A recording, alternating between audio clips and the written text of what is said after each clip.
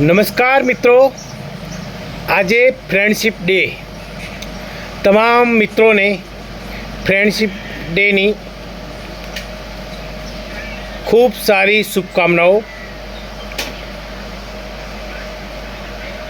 આજના દિવસે મારા તરફથી કોઈ પણ મિત્રને કંઈ પણ પ્રકારનું દુઃખ થયું હોય તો એ માફી ચાહું છું, પરંતુ સાથે સાથે મિત્રતા કોને કહેવાય તેનું એક ઉદાહરણ આપવા માગું છું કે બે મિત્રો હતા અને એક મિત્રને પોતાની દીકરીના લગ્ન કરવાના હતા। એ સમયે પૈસાની ખૂબ જરૂર પડી ત્યારે તે તેના મિત્ર જોડે જાય છે અને કહે છે કે મારે દીકરીના લગ્ન કરવા છે, પરંતુ પૈસાની તકલીફ હોવાથી હું 50,000 રૂપિયા લેવા માટે તારી જોડે આવ્યો છું। એટલે એ મિત્રએ તરત જ તેની પત્નીને કીધું કે અંદરથી એક 50,000 રૂપિયા લેતી આવ। લઈને આવ્યા પછી તેના હાથમાં રાખ્યા અને તે મિત્રએ કીધું કે થોડા સમય પછી હું તને પરત આપી દઈશ,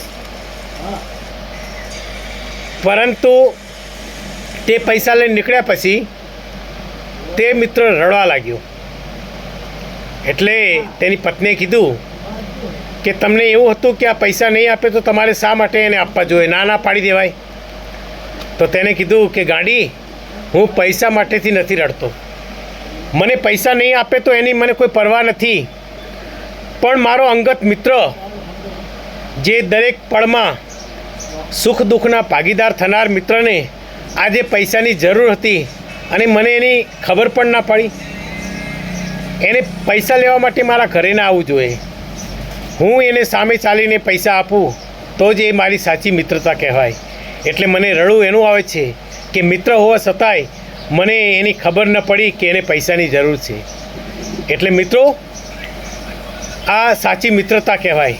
અને અત્યારે હાલ હું એટલું જરૂર કહીશ કે દરેક સુખમાં અને દુઃખમાં જો સહયોગી બનતા હોય તો એ ખરેખર સાચા મિત્રો હોય છે। મારે પણ ઘણા એવા પ્રસંગ બનેલા છે કે દરેક પળમાં મિત્રોએ મને સાથ સહકાર અને સપોર્ટ આપ્યો છે। હું આશા રાખું છું કે આગળ પણ હું એમની જરૂરિયાત મુજબ કામ આવું અને એ મને જરૂરિયાત મુજબ કામ આવે અને હંમેશના માટે મિત્રતા ટકી રહે। એટલે એક કહેવત છે કે સાચો મિત્ર એને કહેવાય કે સુખમાં એ પાછળ રહે અને મિત્રના દુઃખમાં, દરેક દુઃખમાં એ આગળ રહી અને સહયોગ આપે, એ સાચો મિત્ર કહેવાય। એટલે આજના ફ્રેન્ડશિપ ડે નિમિત્તે હું તમામ મિત્રોને મારી શુભકામનાઓ પાઠવું છું અને દરેકે ખરેખર પોતાની મિત્રતાઓ નિભાવવી જોઈએ। હું પણ નિભાવું છું, આપ પણ નિભાવશો, બસ એ જ। નમસ્કાર।